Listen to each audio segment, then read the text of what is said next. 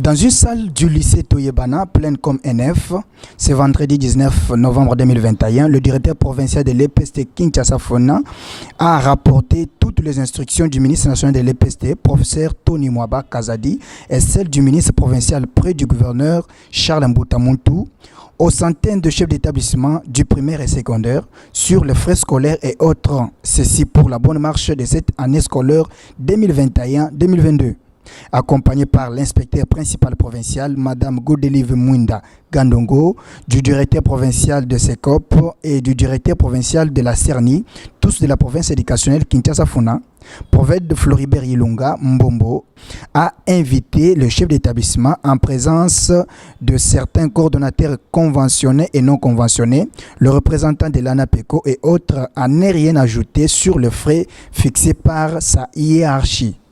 Le seuil maximal fixé par l'autorité pour les écoles secondaires, c'est 300 000 francs congolais. Et ce n'est pas toutes les écoles. Ce ne sera pas toutes les écoles qui vont utiliser ce seuil. Il y en a qui peuvent être en dessous de ce seuil.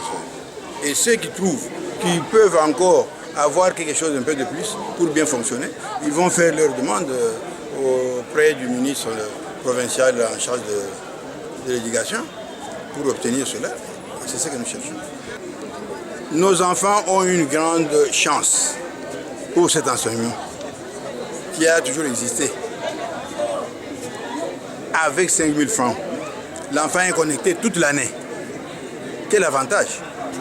Nous qui sommes de responsables, nous achetons des mégas de 2 000, 2 500 pour une journée. Mais l'enfant, c'est toute l'année qu'il est connecté à l'Internet. Seulement en classe. Mais il a son téléphone, il a une carte SIM.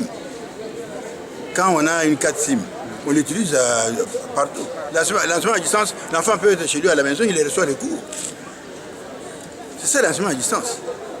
Nous leur avons demandé de bien travailler à tous les choses les instructions qui sont données et que l'enseignement au niveau de Fona aille de l'avant. C'est ça notre souci.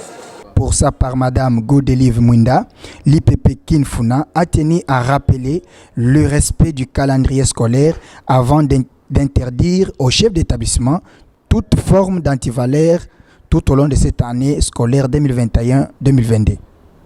Nous avons martelé sur le calendrier scolaire qui doit être exécuté comme tel parce que jusqu'à nouvel ordre, nous n'avons pas un nouveau calendrier scolaire.